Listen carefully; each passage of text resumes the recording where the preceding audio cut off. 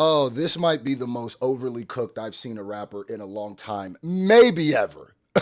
Before we get into the Pooh Shiesty situation, I want to give a huge shout out to everybody. Yesterday, it was my birthday, and I made a video about Kendrick Lamar partnering with the NBA to do a project. And I said, you know, the best present you can give me as a content creator, just hit that thumbs up button anytime you see one of my videos. The way y'all hit that thumbs up button and drop comments, I need y'all to go see how that video performed. And that's what I'm telling you. You think I'm joking with this, not having the hype button and like button is the make or break for videos right now since the algorithm shift. I'm not playing. You can go see it. So ladies and gentlemen, you know how we celebrate. We still celebrate my birthday. So if you couldn't get me nothing else, hit that thumbs up button every time you see one of my videos and you see how that will make the algorithm go, oh, push the video out because the algorithm's broken. Anyway, sorry for that long intro. Pooh Shiesty may be overly cooked. So if you don't know the Pooh Shiesty and Gucci Mane situation, they are telling me now that there might be footage that the government has of the Pooh Shiesty alleged kidnap and robbery of Gucci. Let's get right into it. Shout out to Chick. Curiosity about things. Oh man, this can't be is true. all bad, you guys. Can't be true. Things are not looking up for Pooh Shiesty in this Gucci Mane robbery case. And the worst part is, Pooh Shiesty has to sit in jail. Meanwhile, the guys that he allegedly committed the crime with, his man's Big 30 and his father too, all got released on bond. Now, if you guys don't know, the Pooh Shiesty case got moved to February of next year. Pooh Shiesty's lawyers filed for an extension due to the complexity of the case. The trial was actually supposed to start next month, July 6th. But after his lawyers received 96 gigabytes, about 14,000 pages of discovery, they asked the judge for an extension, which means Pooh Shiesty is not going anywhere, at least until next February. Now, let me tell you what that means, because, you know, I've been covering this too. And like I said, I like Pooh Shiesty. FDO, to me, is the last song I feel like that was dropped that made like the culture, it felt like the culture grabbed it, right? To me, that's the last song, period. Everything else has felt very label, very not natural, and the culture is not grabbing onto it. That's why things are coming and going, like falling off charts, all of that. So I like Pooh Shiesty. I've always been a Pooh Shiesty fan. Let me tell you something. If this is all true, this might be one of the most, I'm not going to call him the stupidest person. But in this moment, you were the stupidest person, one of the stupidest persons that I could think of. I'm not even trying to insult you. I'm not going to say you fully stupid all the time. Maybe you just had a stupid moment. We all have it. This is quite possibly, if y'all niggas filmed this robbery, I can't even put into words how stupid that is. Now, in the beginning of this, I remember Pooh Shiesty's lawyers talking like, oh, they don't got nothing. Matter of fact, it was just like 2 days ago, they tried to get like an appeal to have him out. And in it, they're like, oh, he's a good Samaritan. They don't even have footage of it. And the government said, oh, you don't think we have footage? Boom! So that's why now the trial got pushed back. Because I ain't going to lie to you. It sounded like Pooh Shiesty's lawyers was ready to come smoke this. They was ready to come walk this down. Apparently, they didn't know. They got all this shit and went, woo! Okay, hold on. Push it back. Push it back.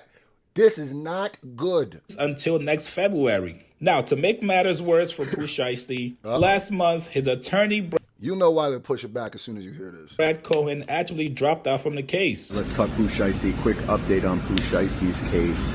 I am just leaving Tennessee, actually, on a different federal case. I will be withdrawing off the case. No implications of me withdrawing off the case. I still think it's a great case. I think there's a lot of holes in it. I think the government has a lot of explaining to do on the case. But I will be... Somebody put that saxophone music behind this. Somebody put that early to mid 90s black movie, gangster usually movie, saxophone behind this. This is why lawyers ain't the way that, because he has to save face. I'm telling you, he must have got word. Because I remember when he dropped out this case, I was like, ooh, that's not looking good. But then everybody, all the internet lawyers, like, nah, he said that it's got holes in it. I remember I thought, I go, it might have holes. He might be telling the truth, or this might be a lawyer who knows this case is overly fried. Who might know that his the person he's defending might already be in the blender. And you know, lawyers got to think of their win to loss, their KD, kill to death ratio, because when they get hired by somebody else, that's what they present. And if his last case, his client got overly smoked, got honey glazed roasted, then that's going to affect the next time. Because why would you want to hire him? You know, it's like, yes, what's your track record? Oh, my last? Oh, yeah, they gave life to my last nigga. But hire me, though. Oh, Substituting in will be Dan Codgel, who's a fantastic lawyer, and Ken Schaefer, who's also a fantastic lawyer, both from Dallas. I think they're going to do a phenomenal. Now, you go, if this is true, you don't need fantastic lawyers. You need Merlin, you need Harry Houdini, and you might need to come pick up Shin Lim. You might need to come to Vegas, scoop up Shin Lim, because you need 3 magicians. That's what you need, at least. Phenomenal job on the case. I think it's one of those cases where once you start really screwing down on the information, the facts, I think that a lot's going to be coming out that will be beneficial to the defense. I think they're going to do a great job, and I look forward to seeing how the case. Brad Cohen was going to be the superstar attorney. Everybody knows Brad. You guys all know he's been dealing with cases for Kodak Black and also a lot of high-profile celebrities. But before Brad Cohen left the case, he actually held a press conference where he claims the feds do not have any evidence. According to Brad, the feds don't have a video, they don't have jewelry, and on top of it, they do not have a contract. The reason for that was because the statements that were given on the... Bruh. I need a Curb Your Enthusiasm meme made out of this. Call it Curb Your Pooh Shiesty or Curb Your Lawyer, whatever. I need this to be played, and then I need it to show the screenshot, the thumbnail of this video, and just brum, brum, brum. Evening that this occurred were very questionable.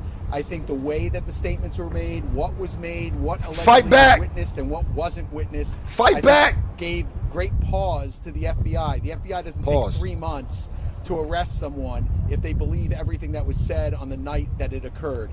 They were involved the first night, and then nothing happened for 3 months. In addition to that, I thought was quite embarrassing was that an FBI agent says they don't have the resources to keep their eye on an individual. This is allegedly an individual that committed a crime that they then didn't watch to see if the guns were present, if the jewelry was present, and what didn't we hear today? What we didn't hear today. I'm gonna keep it real. This is the part they took personal. You overshot. You were too confident. The second you said, and what's embarrassing, that's when their ears perked up. Because now you roasting. Now you roasting. I don't know why people don't act like the government or the law is like the law is like a system of robots. They're just human beings. Petty, flawed, and a lot of them are probably more flawed than regular, and that's why they got the position of power is to harass people. So niggas be going, it's the same thing with Boosie where people be like, man, why do the police keep harassing Boosie? Why do they keep trying to throw him in jail? You don't remember them videotapes where the films where he was on the road getting pulled over by the cops talking that shit?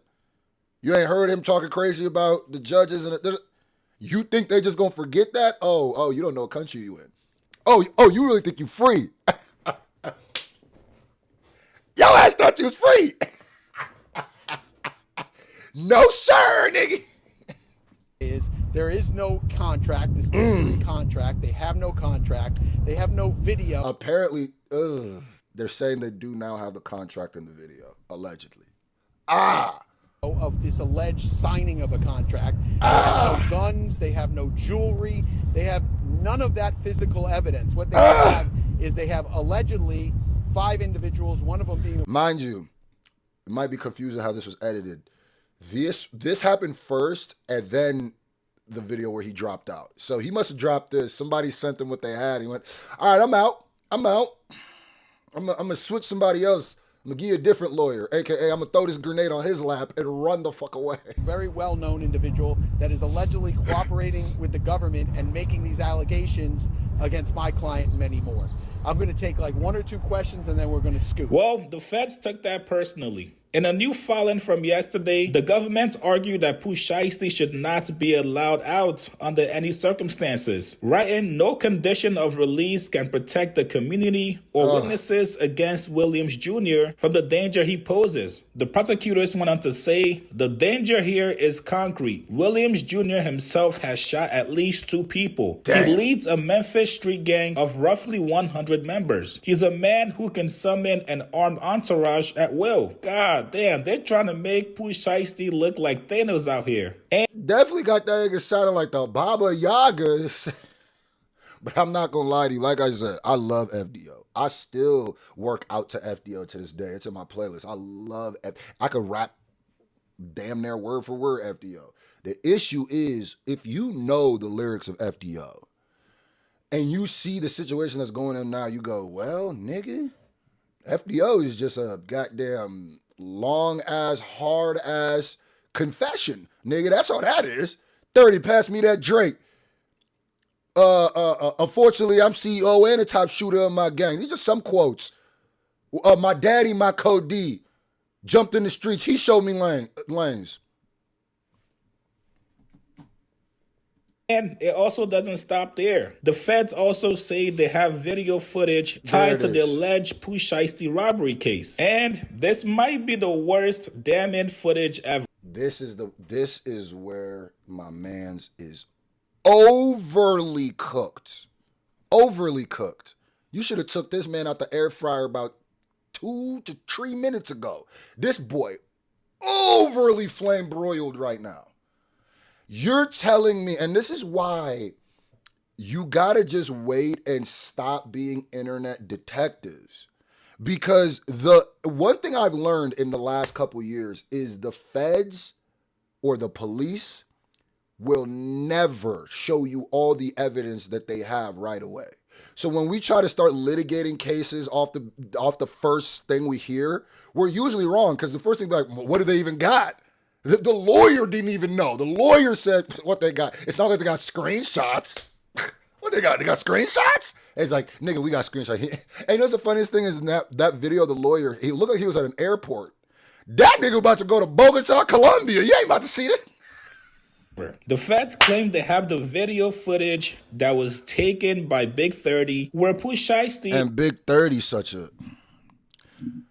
Yo, before y'all, first of all, stop doing crime, stop being criminals. You niggas are entertainers. This shit is corny, by the way. Let me just throw that out there. Shit is corny. And if you niggas are criminals, it always be the nigga who think that if you delete your text messages, they're gone. How many episodes of First 48? How much YouTube body cam footage? How much interrogation videos do you watch before you realize, nigga, when you delete something, it's not deleted? How many times, nigga? I've seen this 1,000,000 times. It be the same niggas who will go kill somebody with their phone and not realize their phone can get pinged. It's like, yeah, y'all, what? Do you niggas just not have, like, internet access? I think that's what it is. Y'all niggas need cable or something. Allegedly had Gucci on video verbally confirming that Pooh Shiesty is no longer 1017. And the fact y'all thought that was gonna hold up. Yeah, y'all niggas literally just watched Straight Outta Compton. And then y'all was smoking, watching Straight Outta Compton. You saw that Eazy-E Suge Knight scene, you went, I think we could do that. I think we could do that better. Even though Suge Knight didn't get away with it. Y'all thought y'all was... It says here... Suge Knight was a multi-millionaire, nigga, and he couldn't get away with it. He was richer than you, just know that. In a new document, unsatisfied with merely obtaining the written release of contract, Williams Jr., aka Pooh Shiesty... Sorry for pausing so much, but I gotta keep pointing out how stupid this is. Not only did Suge not get away with this, there was no video evidence of Suge doing it. And he still didn't get... All Eazy-E had to do is... It was under duress. The whole thing got Like, what? Announced that he wanted to film RD, Gucci Mane, and Wright Jr. recorded RD on his cell phone, stating that Pooh Shiesty is dropped from 1017. All the while, co-defendants DeMarcus Glover, who had entered the recording room as the altercation ensued, blocked the door holding the Draco. And this is the depiction as follows. To the left, Williams Sr. holding the document in the recording room, also featured are Williams Jr. and the... Y'all filmed this. This nigga Big 30 thought he could delete it and it would go away.